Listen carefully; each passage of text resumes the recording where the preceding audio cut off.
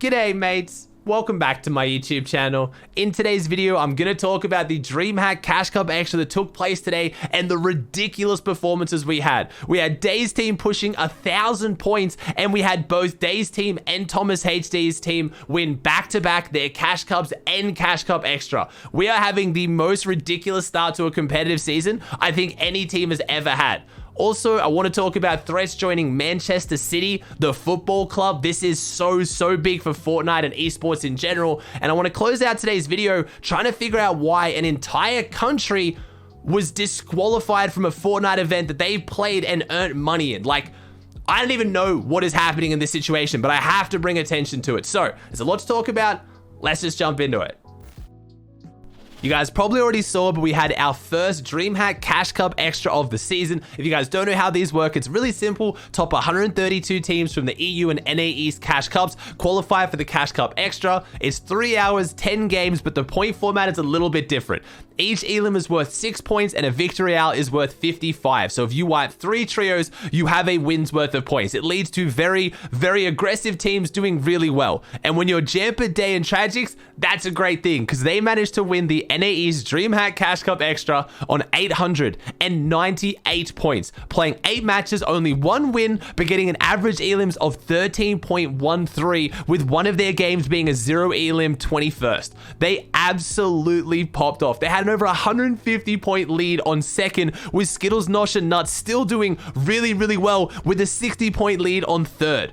They had they had a 250 point lead on third. They absolutely popped off. This was insane, especially for this team, because you probably heard a whole bunch of rumors or a whole bunch of questions about why Jamper and Day chose to play with Tragics over Booga. They dropped the World Cup champion for Tragics, which Tragics is a fantastic player, but a lot of people were confused by that decision, but already proving it was a fantastic one. They just won the NA East Trio Cash Cup and the Cash Cup Extra back-to-back in insanely dominant fashion. So congratulations to them, doing really well to kick off the season. Like I said, Skittles, Nosh, and Nut in second. We had D-Roller's team in third, DeQuentin in fourth, Redux in fifth, Jay's in sixth, and then Queasy, Anas, and Thomas HD in seventh. This team is insane. They're the only team starting off the season even better than Day's team. Now, I know you're thinking, how can you beat 2 first? Well, if we go and look at the EU Dreamhack Cash Cup Extra, we have Queasy, Anas, and Thomas HD winning that one. Only 645 points. EU didn't really have that big pop off towards the end, but they still won it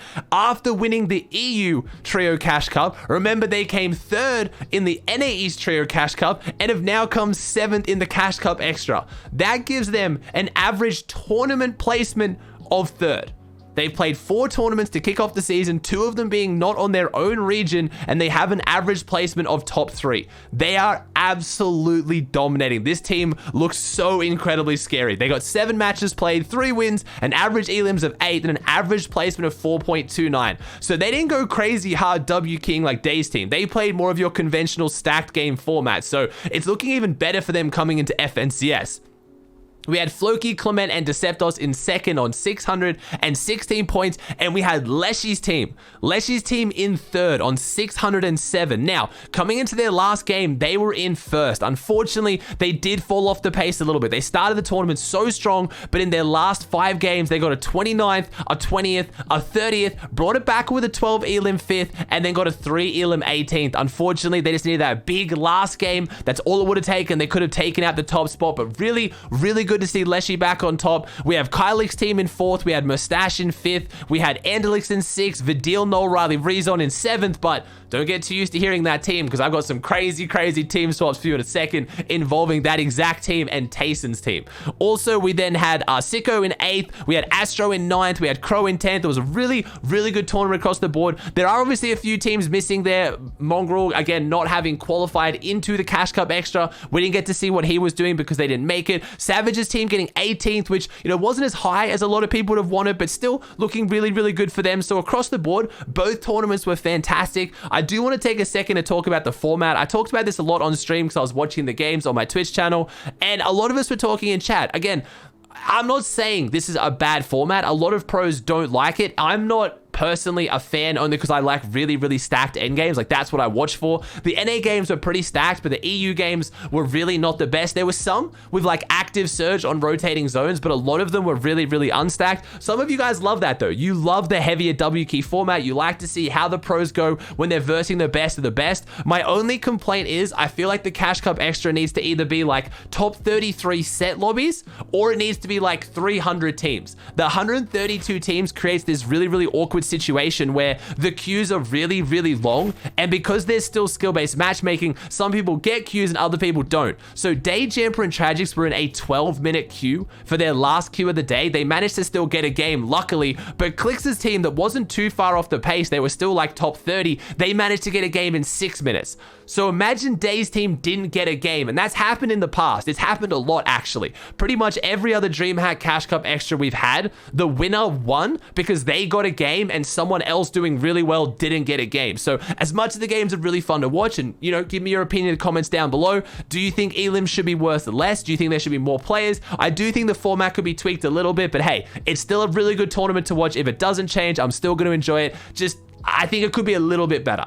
Well, on the topic of Dreamhack, remember Dreamhack Duos is starting today. As of this video going live, we're going to have a few days of Dreamhacks. We're going to have opens, semifinals, and finals for EU and NA East. Now, this tournament structure, I absolutely love. It is the most hyped tournament, right up there for me with FNCS. I'm so excited to watch all the new duos. I'll probably make a video in the next couple days once we see who qualifies, breaking down the duos, where they're dropping, all that stuff. I just don't want to do it before we see who actually qualifies. In case you guys want to play, a lot of people have been asking, you don't need to be in Champions Division to play in Dreamhack. We haven't had a lot of wording on what qualification you do need as far as arena points goes. It's normally Contenders League or Open. So if you have at least 2,000 points, you are completely chilling. You'll be able to play. It is not Champions Division, but I don't know whether it's Opens or Contenders. So maybe try to get 2,000 points just to be safe.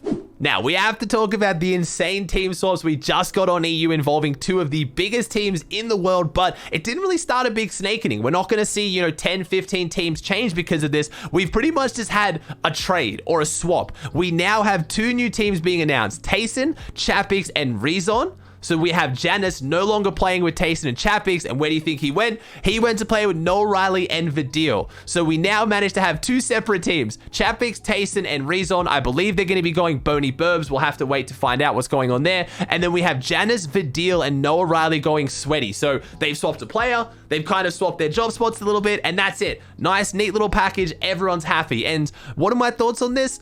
I'm excited to see it. I mean, I called it in yesterday's video, the day before. I was talking about how I know Tayson and his team are doing well. They're not doing terrible, but they're not doing Tayson well, so I'm really expecting a team swap there, and there it is. But hey, it was a nice, neat little package. Both teams swapped, and hopefully this helps them both out, because all 6 of these players are phenomenal. No one's going to say they're not, but maybe a little bit of a chemistry shift. Maybe these players get along a little bit better. I did say at the start of the season, Noah Riley, Vidil, and Rezon, while being phenomenal, seem to have these chemistry issues. They always seem to do well, split, get back together, split, get back together. There's just something that doesn't quite gel right, I'm guessing, on an enjoyment level, because they're still kicking off the season pretty well. They've got a couple of top 10 placements. They're playing well. They're not doing poorly, but clearly they think they can do better with this little bit of a swap. So I'm excited to see it. I mean, it really doesn't change too much for the teams other than chemistry. If you, for some reason, have a massive belief that, you know, one of these players is way better than the other, I don't have a feeling that Janice is so much better than Rezon. In my mind, maybe you do, but either way, I think both teams have ended off better off for it, and I hope it does fix a lot of those drama and issues they've been having just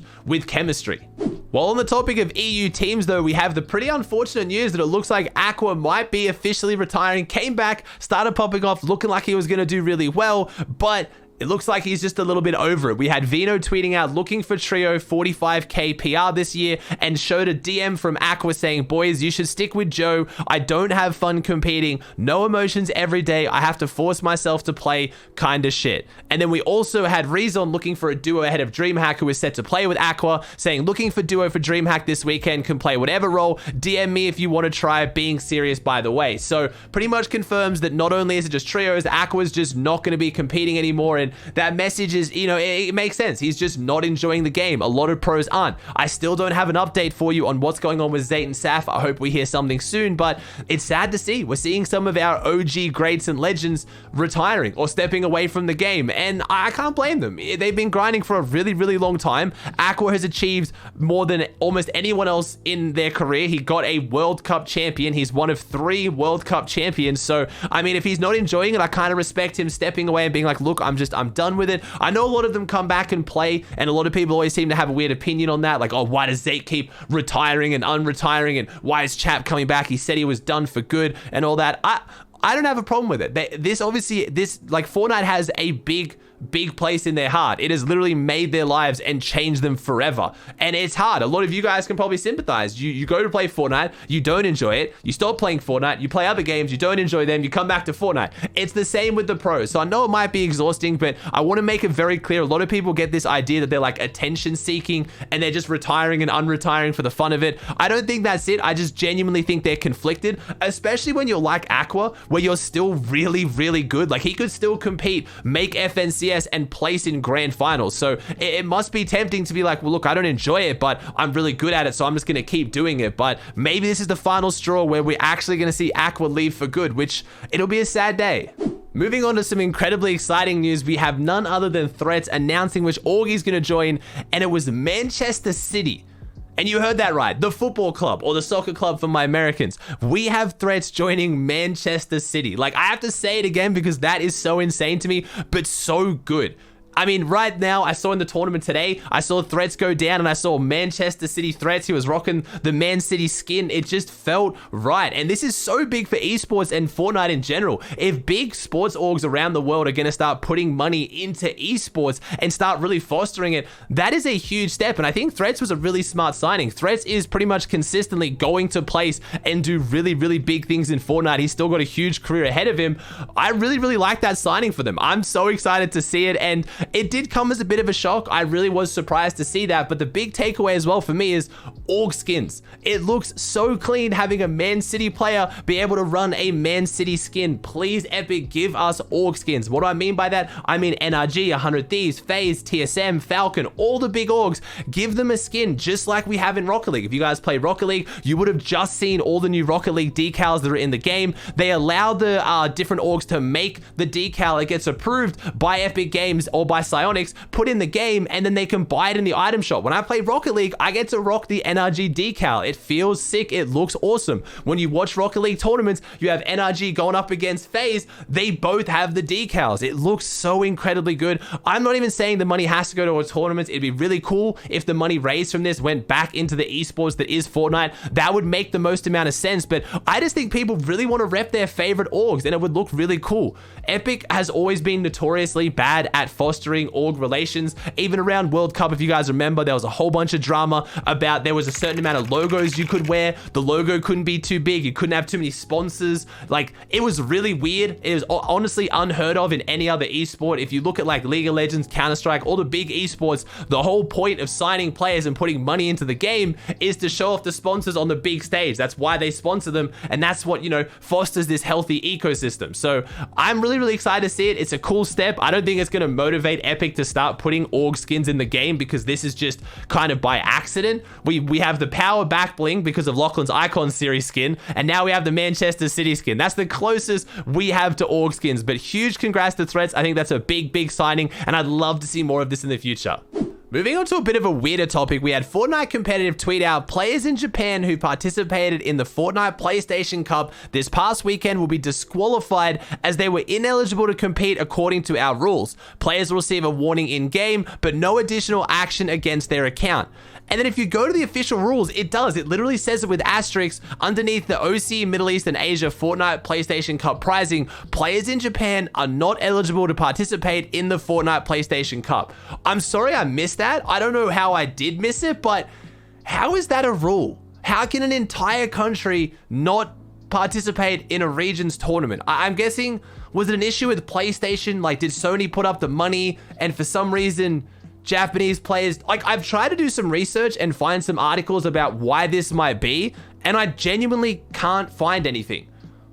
why is Japan not allowed to participate? Like, that seems so odd, and I really hope this isn't a new feature going forward where sponsors put up money for tournaments in Fortnite and they're like, oh yeah, Australia, they can't play. We don't want them playing. So I'm not going to go too crazy here because I could be wrong. There might be some very obvious reason for that you guys know. Let me know in the comments down below. Maybe there's something I'm missing, like some crazy political thing between Japan and Sony or Japan and Epic, or maybe like there was something on in Japan that I don't know about. Like, I genuinely think I must be an idiot here and I'm not figuring out a very obvious reason why an entire country couldn't participate in a Fortnite tournament. Like I said, guys, the next few days is going to be super, super exciting. We have Dreamhack Duos 3 days in a row. Then we have 2 Cash Cups. So a whole bunch of videos. Don't worry, I'll be back to daily uploading. Now I've got my content. But if you also want to watch the games, check out my Twitch channel, twitch.tv/Aussie Antics. Come chuck me a follow. I'll be live watching all the games, casting them, having a good time. But that's going to do it for today's video. So I hope you enjoyed it. If you did, please chuck a like on it. Let me know in the comments section down below your thoughts on anything I talked about today. If you haven't already, please subscribe to the channel. It would mean the world to me. Thank you so much for watching. I hope you enjoyed, and I'll see you in the next one.